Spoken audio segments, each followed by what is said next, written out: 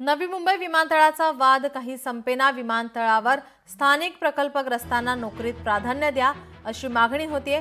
स्थानिकांना प्राधान्य न दिल्यास विमान उडू देणार नाही असा इशारा शेकाप नेते जयंत पाटील यांनी दिला आहे। नवी मुंबई विमानतळावर मोर्चा काढण्याचाही इशारा त्यांनी यावेळी दिलाय।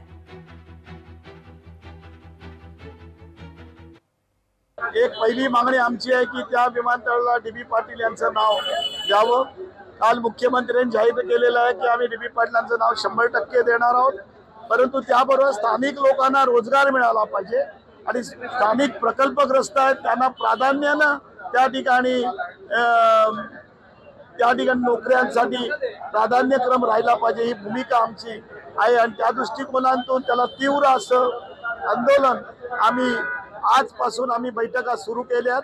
उद्या आणि परवा या 2 दिवसामध्ये या बैठका सुरू होतील आणि त्याच्यामध्ये वेगवेगळं असं येईल की आम्ही धावपट्टीवर सुद्धा बसून उड्डाण होऊन देणार नाही ही भूमिका आम्हाला शेवटी घ्यावी लागेल। हा इशारा या बैठकीतून आम्ही देत आहोत।